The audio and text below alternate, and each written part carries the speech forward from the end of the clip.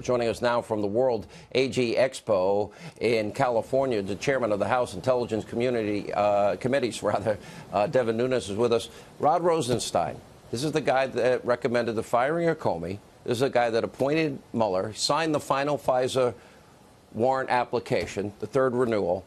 And this is a guy that Lisa Page, Andrew McCabe, and James Baker, Congressman, all say talked about wearing a wire against President Trump in the hopes of invoking the 25th Amendment.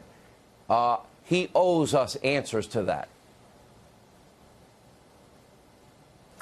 He owes us answers. He's not coming tomorrow, which I think should be very telling. But the story is that he might possibly wanted to come and have a cup of coffee with Chairman Goodlatte. Well, that's not acceptable. He needs to come and testify under oath. If you look at the story tonight, Sean, that's breaking in the Washington Post, you have both McCabe and Rosenstein fighting over what happened at the time of when he wanted to wear a wire, whether or not he wanted to wear a wire, and who was responsible for what. So clearly what this is this is the investigators who have no one watching them, no one to investigate them, and they're running amok. Running amok so much that they won't even come and testify to Congress. It's pretty pathetic. They're both arguing over who should have recused themselves. Frankly, both of them should have recused themselves now that we know what we know.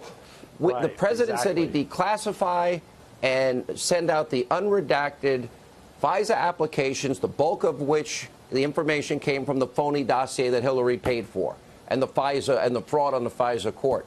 Where are those declassified documents that the president said he'd release? Where are the 302s between Christopher Steele and Bruce Orr? Well, the same thing is true, Sean. The same people who are arguing tonight on the pages of the Washington Post whether or not which one should recuse themselves, right? So this was over a year ago when the special counsel was appointed. They're supposedly arguing in front of Mueller who should be recused. And like you said, they both should have been recused.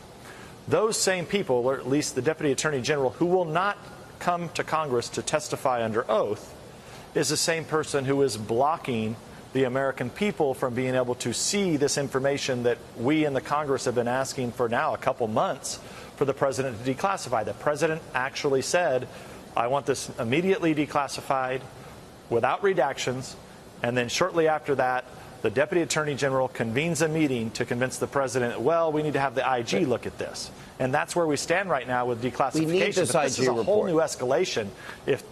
It can't take 18 more months, Congressman. I don't think we need an IG report, Sean. I think it's ridiculous, Sean. I agree. We need an IG to do anything. I agree with you. Okay, well, I don't have a problem with IG. I want this stuff declassified. I agree wholeheartedly, and frankly, a real special counsel ought to be appointed. The FBI director saying today he won't say whether or not the president is being wiretapped today. Are you kidding me? I mean, yeah, I don't know. Some of that questioning goes a little different directions, but let's just go back to the main point here that we really need to know at the start of the special prosecutor, special counsel. When remember, people are losing sight of this. The chief investigators at the time had no evidence of Trump campaign colluding with Russians. And so why did we have a special counsel in the first place? It looks like Lisa Page said they had nothing in 9 months. So they started the media leak strategy so they can create the atmosphere of something that never took place. It is outrageous. Chairman, you've been amazing. Thank you for being with us.